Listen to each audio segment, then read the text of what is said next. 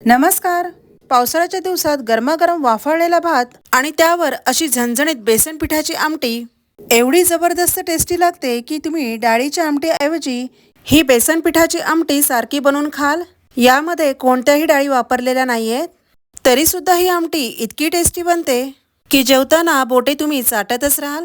घरातल्याच थोड्याशा साहित्यांपासून बनलेली असून चवीला जबरदस्त टेस्टी लागणारी आहे. ही आमटी करायला खूप सोपी आहे. तर सुरुवातीला आपल्याला थोडंसं वाटण तयार करून घ्यायचं आहे. त्यासाठी मिक्सरच्या भांड्यामध्ये अर्धी वाटी सुक्या नारळाचे काप करून घेतलेत. तर हे काप मी एकदम पातळ असे कट करून घेतलेत. आता यामध्ये मी 12 ते 13 लसणीच्या पाकळ्या घालून घेतल्या आहेत. नंतर अर्धा इंच अद्रक बारीक करून घातलाय. यामध्ये आता अर्धा चमचा जिरे घालून थोडीशी कोथिंबीर घालून घ्यायची आहे. आता हे वाटण आपल्याला पाणी न घालता वाटून घ्यायचं आहे. तर असंही वाटण पाणी न घालता बारीक करून घेतलंय. जर का तुम्ही बाहेरून थकून आला असाल तर अशा वेळी सुद्धा ही आमटी तुम्ही पटकन बनवू शकता. ही आमटी तुम्ही जिरा राईस बरोबर खाऊ शकता, खूप टेस्टी लागते. किंवा या आमटीमध्ये तुम्ही भाकरी सुद्धा चुरून खाऊ शकता. आमटीच्या फोडणीसाठी मी इथे गॅसच्या मिडियम फ्लेमवर कढई ठेवून त्यामध्ये 2 चमचे तेल घालून घेतले. तेल हलकसं गरम झाल्यावर त्यामध्ये अर्धा चमचा मोहरी घालून घेतली आहे. मोहरी छान अशी तडतडली की त्यामध्ये अर्धा चमचा जिरे घालून घेतले. आता यामध्ये पाव चमचा हिंग घालून 7-8 कढीपत्त्याची पाने घालून घ्यायची आहेत. वरून आता मी एक मोठा कांदा बारीक चिरून घातलाय. तो छान असा मऊसूद होईपर्यंत आपल्याला या तेलामध्ये चांगला परतून घ्यायचा आहे.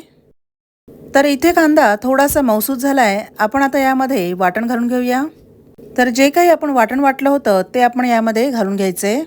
तर वाटणामध्ये असलेलं खोबरं आणि अद्रक लसूण यांचा कच्चेपणा जाईपर्यंत हे वाटण छान असं तेलामध्ये परतत राहायचंय.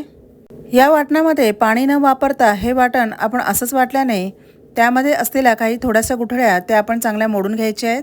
आणि हे वाटण कांद्यामध्ये चांगलं मिक्स करून घ्यायचंय. आता हे चांगलं यामध्ये मिक्स झाल्यावर मी यामध्ये 2 लहान टोमॅटो बारीक चिरून घातलेत. हे टोमॅटो सुद्धा यामध्ये चांगले शिजून घ्यायचे आहेत. टोमॅटो सुद्धा यामध्ये चांगले शिजले की यामध्ये मी काही सुके मसाले घालणार आहे. सुरुवातीला मी इथे पाव चमचा हळद घालून अर्धा चमचा धनेपूड घालून घेतली आहे. आता यामध्ये अर्धा चमचा लाल मिरची पावडर घालून 1 चमचा कांदा लसूण मसाला घातलाय.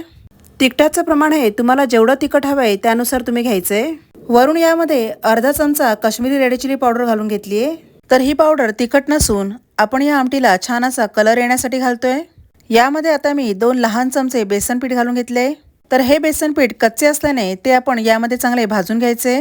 गॅसची फ्लेम स्लो ठेवून हे बेसन पीठ आपल्याला 2 ते 3 मिनिटभर तरी चांगलं असं भाजून घ्यायचंय.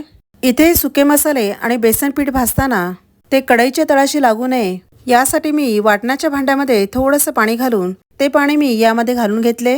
तर हे सर्व चमच्याने सारखं परतत राहून हे वाटण सगळीकडून सारखं असं भाजून घेतलंय. तर तुम्ही इथे बघू शकता वाटणाला छान असं साईडने तेल सुटलंय, म्हणजे हे वाटण आपलं चांगलं भाजून झालंय. तर आता आपल्याला यामध्ये पाणी घालायचंय, पण हे पाणी चांगलं गरम असलेलं पाहिजे. पाण्याचं प्रमाण हे आपल्याला जेवढी आमटी घट्ट किंवा पातळ हवी आहे त्यानुसार आपण पाणी घालायचंय. तर इथे मला आमटी थोडी घट्ट वाटत असताना मी यामध्ये अजून थोडंसं पाणी ॲड करते. आता यामध्ये चवीनुसार मीठ घालून घ्यायचे. या आमटीला आता चांगली उकळी येऊ द्यायची आहे.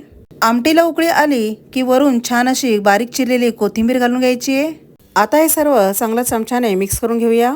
तर एवढी ही आमटी मी पातळ ठेवणार आहे. यामध्ये गरम पाणी घातल्याने आमटी थंड झाल्यावर वरती अशी छान तरी येते.